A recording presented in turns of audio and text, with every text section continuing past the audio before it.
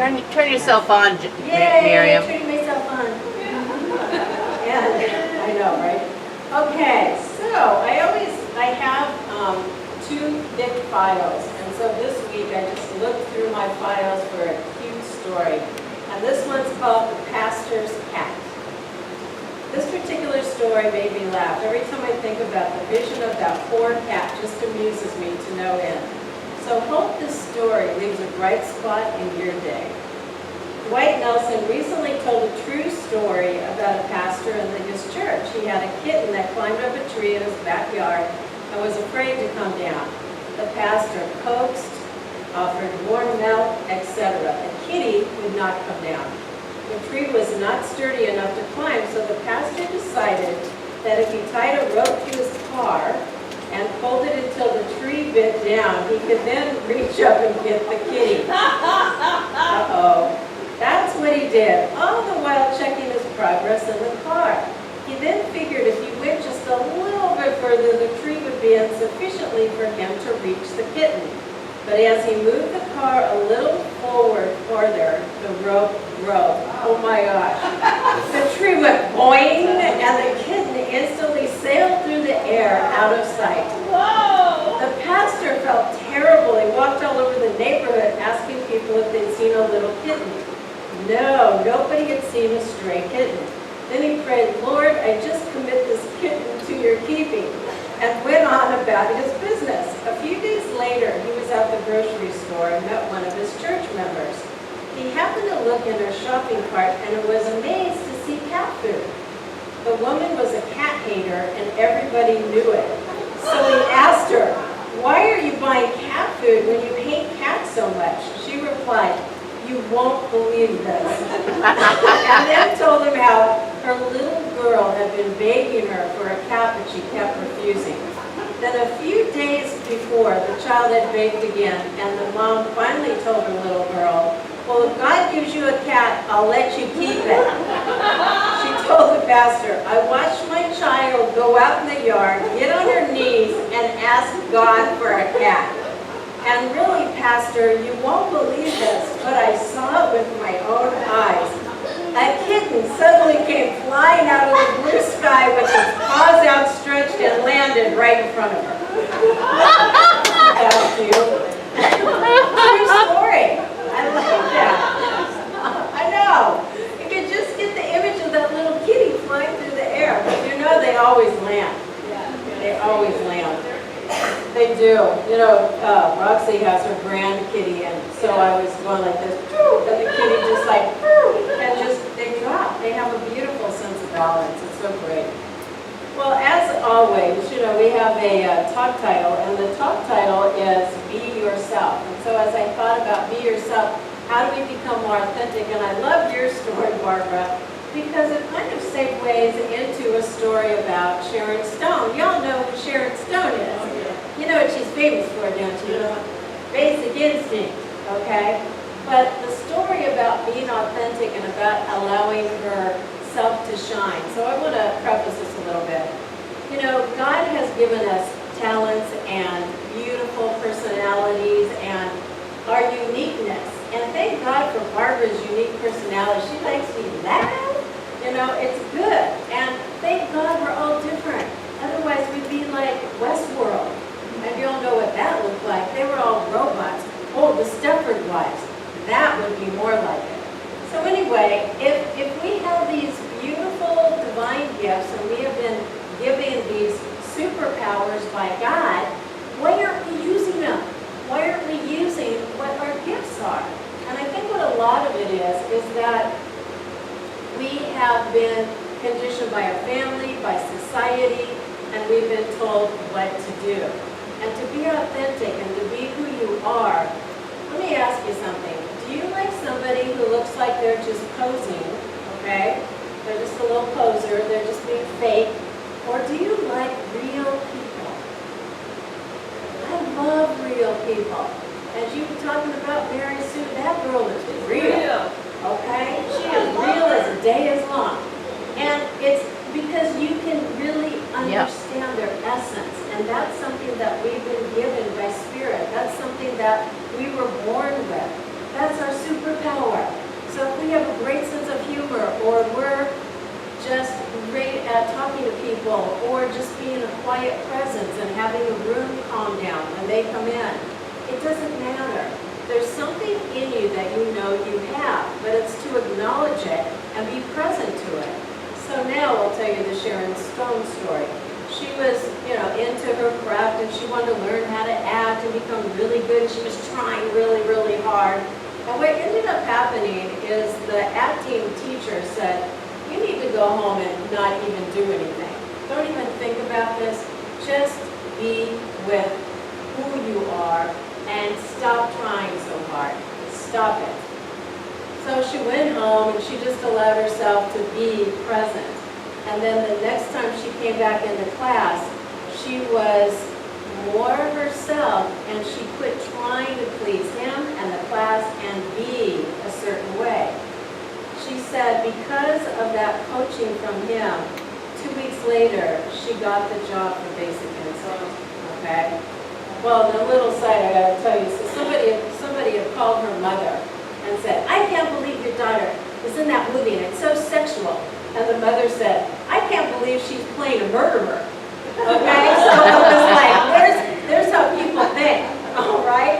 And it's like, come on, where's your priorities here? But because of that, she was able to get that part and then continuously.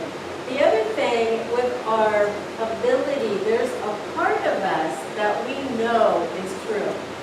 So I've heard this time and again, people who become famous, like she said, I knew I was going to become a famous actress. I'm like, how'd you know that? She goes, I just felt it from the time I was a young girl. And my mom and dad didn't want me to do that, but I knew that that's what I wanted to do, and that's what I followed, and that was my path. So she knew that that was her authentic way of being. So then there's another part where we're able to allow ourselves to be more present and authentic with people that we love. And I share stories about famous people because you can kind of relate to it. Well, I didn't know this story. Jane Fonda was at her dad's deathbed. And you know who her dad is, right? Henry Fonda? Okay. Well, those of you that's young and you're too young to know Henry Fonda, okay, you gotta watch classic movies. Anyway, but I also know two sides of the story, so you've got to understand. So here's Peter Fonda, who said when they were kids growing up, if he even looked at his dad wrong, he got smacked. And they were abused. They were mentally abused, and it wasn't a good thing. And Jane Fonda was sitting at his deathbed, and all she ever wanted, have you ever heard this before? Was her dad to love her. Okay? All we ever want is our parents to love us. But when you understand that we've got a loving parent, and we call it Spirit, God, the Divine, we're always loved all the time. But it doesn't matter. We want it on the physical realm. So she said she saw her dad cry twice. And she said, I'm just going to be authentic. I'm just going to go for it. And I'm going to tell my dad how much I love him. She said, Dad, I love you so much. I just needed to tell you that before you died. And he started crying. So when we're authentic, when we allow ourselves to be that way with individuals, you're going to open their heart, and we're going to open ourselves to Spirit. And the other thing I was present to, as I was meditating on this subject, is that as we become more aware of who we are, and we become more of that divine connection, what happens is our life becomes mystical. Have you experienced this? Okay, this is how, I'm going to just tell you, that's a coincidence. No. All right, so last week, somebody came into service, and I was thinking about them. Oh, I wonder where they are. They walked in the door. Then I was in the office, and I said to Roxy, gosh, I wonder how Mary Sue is. She walked in the door. I was thinking about you, Susan, and she walks in the door. So what I'm saying is that when we align ourselves with that energy and with that vibrational frequency, we're able to bring to us all of our desires. But you know what? We don't believe it, do we? Do you believe that you can have that? life can be Do you easy believe? and effortless? Yeah, no, one of my favorite books is called Life of Teachers and Masters of the Far East. Okay? And we've got a couple of copies in the bookstore. There was a man who Gene, I think he's in a home now, but he said, Reverend Miriam, I've read all of those books, cover to cover, they're fabulous. Well, one of the stories, and I want to share this with you, and it always has stuck with me. They were on an expedition, and they were, in I can't remember, and it's not Tibet, I think in the Himalayas. And they were on a journey, and they met some masters, some spiritual masters. And the people in the villages followed the spiritual masters because they said, well, they know they can create all these miracles, so we're going to just do whatever they do. Well, now you've got this expedition. It was Beard and several other people, and they come to a river, and they can't cross it because it's too deep. And the master said, just follow me. And they walked on the water. This is a true story, by the way. They walked on the water, okay? And the villagers go, well, if they could do it, I could do it. And they walked on the water. Now, the people from America and England, they saw it. They saw that that really could happen, but they couldn't believe it. And they had to wait to find a small place where they can cross.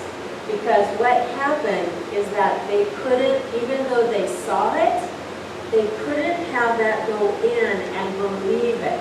Because they thought if they crossed the river, they weren't going to be able to walk on water and they would fall. So our spiritual practice and our teaching is that we get to that place where we believe that we can walk on water. We believe that we can have the abundance and the prosperity in our lives. We believe that we can have incredible health. We believe that we can have money coming to us. But it's a practice, and we have to continuously practice that. So be yourself also includes loving and honoring yourself. How many of you really, really like, oh, you are just, God, you're fabulous. Do you really go and say that to yourself every day and go, you're just, mwah, mwah, oh, I am just so it. And Sharon, I'm watching Sharon Stone, and she goes, yeah, I had to believe that, because I walked into that set of Basic Instinct with Michael Douglas and all these people, and they're like, who's that? And she was a nobody to them. She said, but in my mind, I was somebody, and I was fabulous. And I'm like, whoa, I never heard that story before. Because when we walk in a room or we're in a situation, are you going to walk in the room and go, oh, I hope somebody likes me? Or are we going to walk in the room and go, I know I am just fabulous and people are attracted to me and my light is shining, my little God light is shining, and I know that good things are coming to me. Which one do you want to choose? Because our society says, oh, don't toot your own horn. But I'm saying, as you walk into a room, as you step into situations, allow yourself to feel who you are. You are a powerful, amazing, unique being. And let that shine. Because each and every individual, we need to be here to support each other. We're like a little particle in a ball. There's these little, I don't know if you've seen them, it's this little sticky stuff and you can make stuff out of them. Have you seen those? And you just press it together. Well, guess what? We're each a part of that sticky stuff. And we're each a part of the universe. We're each a part of God's presence. And if we allow ourselves to feel that and be that, then we're going to be able to be more than we've ever been. So I'm going to share a story because I was in sales for a long time. Still am. I still God. Anyway, so what happened, I would go to stories, to different events. And this was in a time when I was entrepreneurial and I was the ball workshop lady and I would do fitness ball workshops. I'd get on the ball and give Miriam a call. So anyway, I would walk into every event, every meeting, and I said, God surprise me. Bring me a person or a circumstance or some fun thing from me going to this meeting and spending this money on my lunch or my dinner. Every time I walked into a place, I met an awesome person. I had a cool experience where somebody offered to have me host my ball workshop, my fitness ball workshop at their business. I was remembering this when I was cleaning out some files, and I thought, wow, if we can just believe, if we can just not only be ourselves and be authentic, but believe and be present, then we can allow that divine essence and love to move through us to shift our lives. So, of course, I had to look up, and I'll find it real quick, on what being authentic is, and I really like this because it fits with a spiritual practice. It says, be keenly self-aware. As with many paths of self-improvement, you must start with observing yourself. As you meet new people, engage in work, and spend time with different social groups, try to observe how you feel in any situation. So that's important because you walk in and I'm fabulous like Sharon Stone, or you walk in and go, oh, I'm a miserable person, nobody will want to talk to me. And believe me, I've seen that over and over here. So be aware of what you're feeling. And if you are feeling that, ask God to assist you to shift that feeling tone. And the second one is find genuine connections. And we all have something in common, so find somebody that's going to shore you up. I always talk about I've got a lot of great people in here I adore and I love, and we support each other. And that's what I love about the Spiritual Center, because we support each other. But it's also a way for us to, allow ourselves to be supported, to let ourselves shine. And one of those friends I have is Margaret, and she always says, I just adore you. I go, no, I adore you more. So you want to find somebody like that that's going to open you, and somebody that's going to help you feel great about yourself. And don't be perfect, because part of being vulnerable and authentic is not to be perfect, okay? We are perfect, whole, and complete, but we're also imperfect.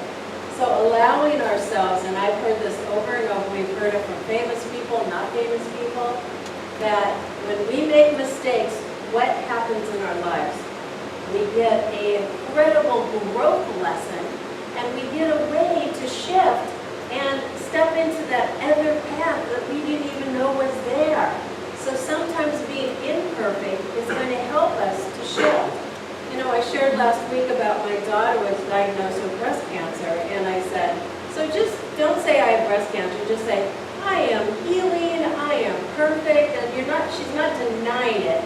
But what I also want to say is that when we have something present in our lives, like, a lack of relationships, we say, no, I have great relationships coming into my life. Oh, people are attracted to me.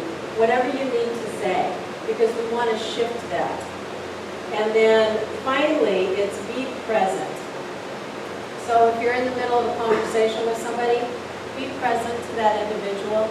The one person that was very, very good at this was President Clinton. Do you believe that? He was so present. People commented on him all the time because he was so honed in on the individual that he spoke with. So that was his superpower. Isn't that right? So as we move into this day, what is your superpower? What is your authentic way of being? Who are you? And what do you give to the world? And if it's a beautiful smile, smile. If it's that you connect to people, or you make them happy, or you're an artist, or you're a musician, it doesn't matter. Use your gift, shine your light, because you know what? That's your God light shining. So you ready to put on your God light? You ready to shine it? Because I'm telling you something, as you do, you're going to have incredible gifts and things happen to you. And it's beautiful. So my beloveds, let's see, what affirmation should we say today? Okay. I am shining, okay, let me say this in my head. I am shining my light so that all the joy of God is surrounding me. Okay, say it with me. I am shining my light so that all the joy of God is surrounding me. Anything you want to add? No? You good? And I love thee.